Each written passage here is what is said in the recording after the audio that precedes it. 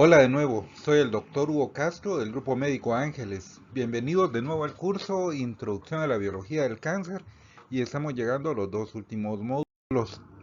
Ahora vamos a hablar del tratamiento del cáncer.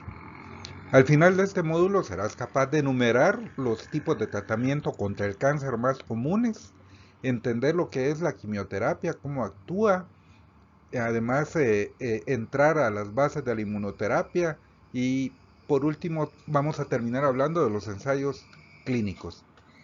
Antes de comenzar, quiero poner una renuncia mayor de responsabilidad aquí. Esta presentación es para propósitos educativos exclusivamente. En ningún caso suple la visita a un médico especialista. De ninguna manera debería usarse para tomar decisiones de tratamiento.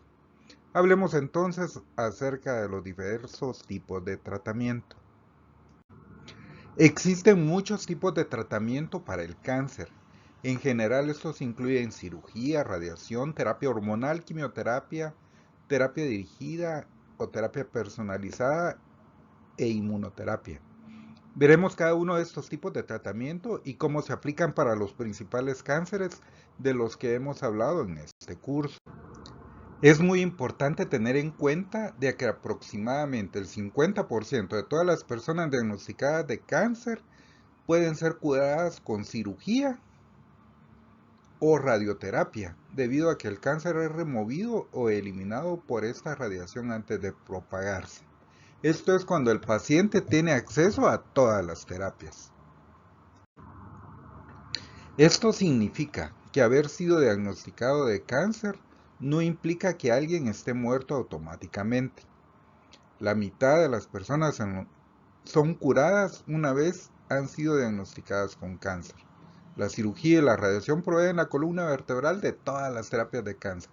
Si es posible, preferimos siempre resecar el tumor o matarlo con radiación, ya sea externa o mediante la implantación de semillas radioactivas en la cirugía. Veamos las radioterapias de haz externo, la cual consiste en radiación liberada por una enorme máquina. Normalmente se da en varias dosis o fracciones en el tiempo.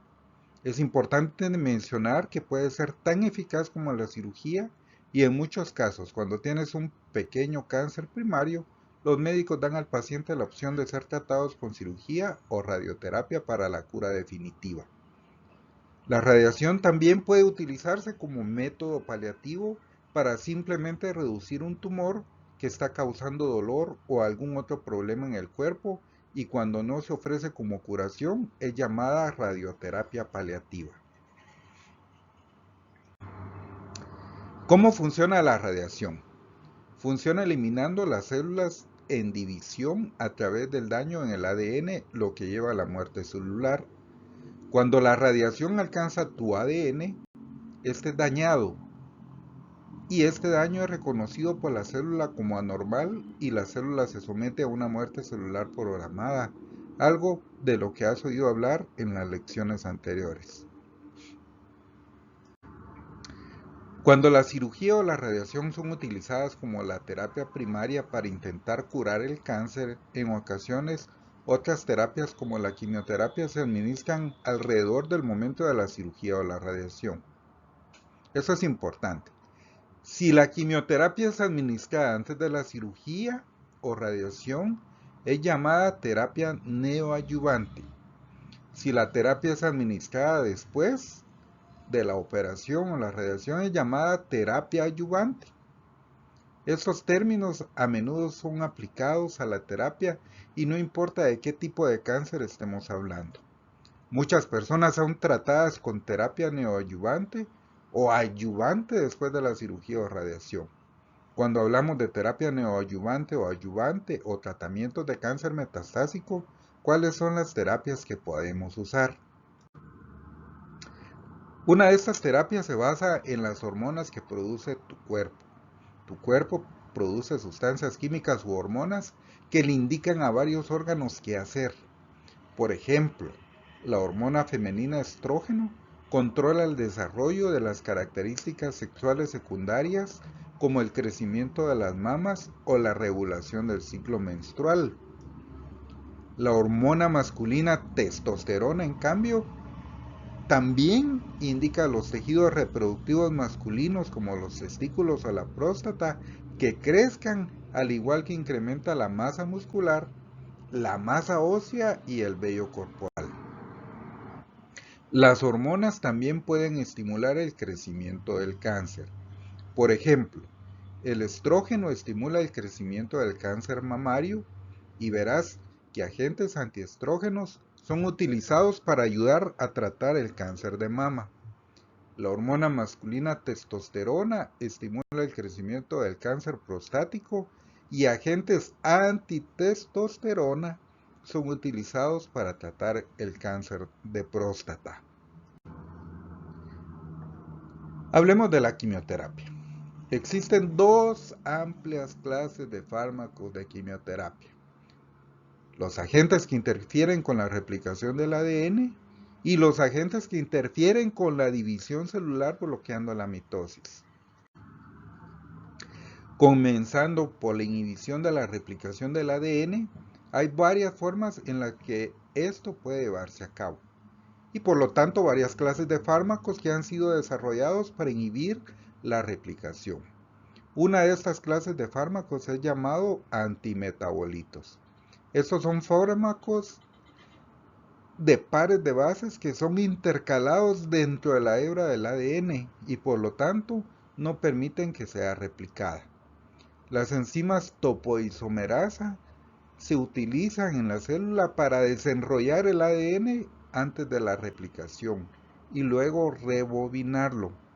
Hay otra clase de fármacos que inhiben estas enzimas y son llamados inhibidores de topoisomerasas.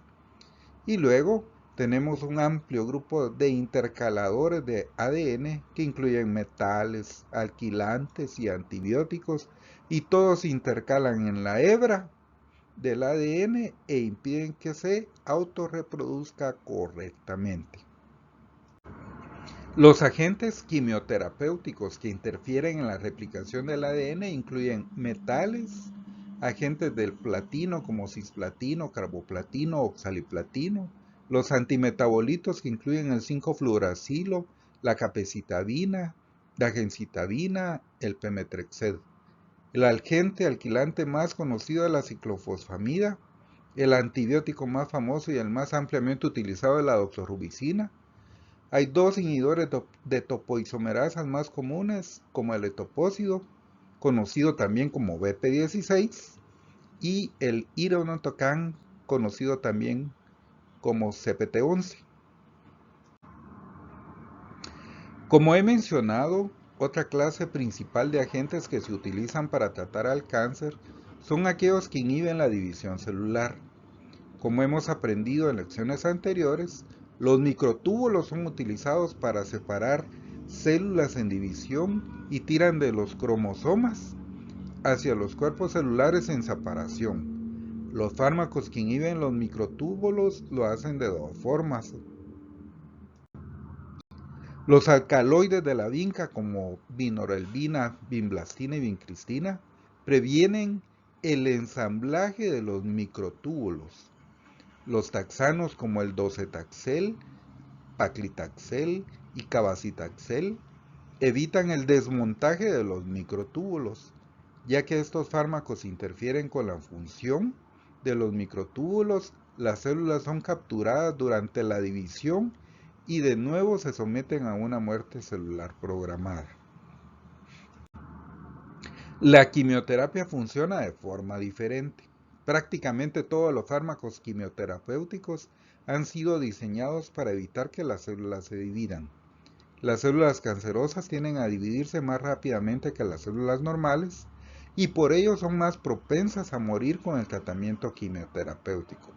Las células normales del cuerpo, como las células de los folículos pilosos, las células blancas o leucocitos que luchan contra las infecciones, y las del revestimiento del colon, de la mucosa del colon, también se dividen. Por ese motivo, los principales efectos secundarios de la quimioterapia son la pérdida del cabello, el riesgo de infecciones, náusea y diarrea.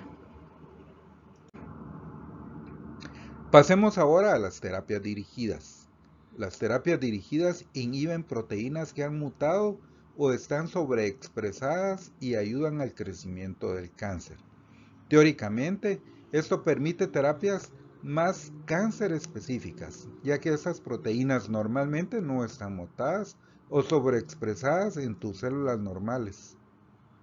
Esto debería hacer que el tratamiento fuera más específico para células cancerosas sin causar tantos efectos secundarios como ves con la quimioterapia y la terapia hormonal.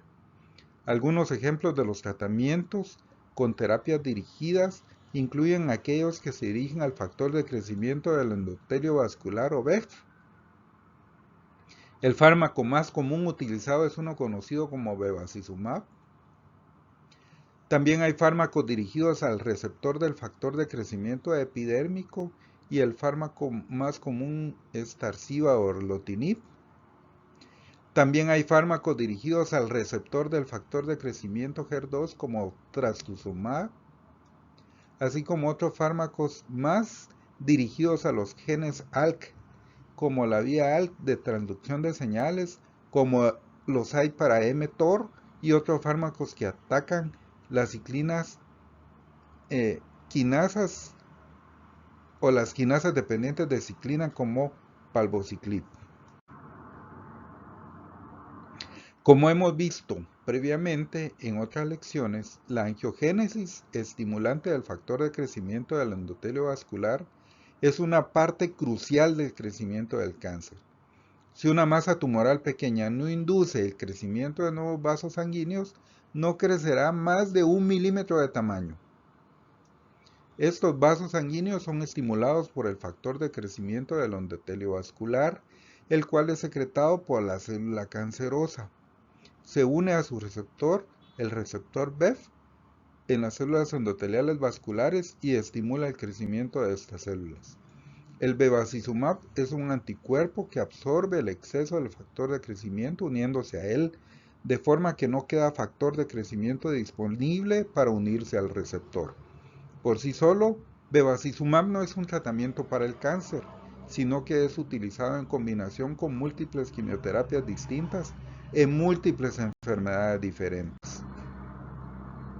Otras terapias dirigidas inhiben a nivel de receptores como el factor de crecimiento y los inhibidores del receptor, o inhiben a nivel de la transducción de señales. Dos ejemplos de estos mostrados en la diapositiva son fármacos que inhiben HER2 como respuesta, como receptor del factor de crecimiento, como el fármaco trastuzumab o Herceptin. Los fármacos que inhiben los receptores desde fuera de la célula pueden ser anticuerpos o moléculas pequeñas. Si los fármacos son desarrollados para inhibir moléculas de transducción de señales como mTOR, estos fármacos tienden a ser moléculas pequeñas que pueden ser absorbidas por las células cancerosas y entonces inhibir la transducción de señales. Un fármaco como este para mTOR es por ejemplo el everolimus. Ahora, ¿qué podemos hablar de la inmunoterapia? La inmunoterapia es el uso de medicamentos para estimular el sistema inmune propio del paciente para que reconozca y destruya células cancerosas de forma más efectiva. Una parte importante del sistema inmune es la habilidad para evitar atacar células normales del cuerpo. Para hacer esto, utiliza puntos de control, moléculas en las células inmunes que necesitan ser activadas o desactivadas. Ejemplos clásicos de estas moléculas son el CTLA4 y PD1. Esto permite que inicie la respuesta inmune cuando no están activos. Las células cancerosas utilizan en ocasiones estos puntos de control para evitar ser atacadas por el sistema inmune. Veamos esto con un poco más detalle. Las células T, cuando se activan, son células que atacan a las células cancerosas. Las células dendríticas y los macrófagos son células que ayudan a las células T a reconocer que una célula tumoral está cerca. Son células presentadoras de antígeno. Si las células tumorales o los macrófagos interactúan con PD1, el complejo de receptor de extremo retardado PDL1, las células T se desactivan. Si las células dendríticas se unen a las células T a través del complejo del receptor CTLA4, se desactivan. Por tanto, el mayor avance de la inmunoterapia en los últimos 10 años ha sido el desarrollo de inhibidores de puntos de control que ataquen a este eje de dos receptores ligandos, PDL1 y CTLA4. Mediante el bloqueo de PD1, estos fármacos impulsan la respuesta inmune contra las células cancerosas. Estos fármacos incluyen nivolumab y pembrolizumab. El fármaco que bloquea y ataca a CTLA4 es ipilimumab. De nuevo, veámoslo gráficamente. Aquí vemos que el fármaco anti-CTLA4, ipilimumab, actúa bloqueando la interacción entre la célula dendrítica y la célula T a través de CTLA4. Y el fármaco anti-PD1, bloqueando la interacción de PD1 y PDL1. Esto permite que la célula T se active y ataque y extermine las células tumorales. Y esto nos lleva al final de esta primera parte de hablar sobre el tratamiento, donde discutimos los principales tipos de tratamiento, incluyendo cirugía, radiación, terapia hormonal, quimioterapia, terapia dirigida e inmunoterapia. En la segunda parte ya vamos a hablar de los tratamientos aplicados a los principales tipos de tumor. Nos vemos pronto.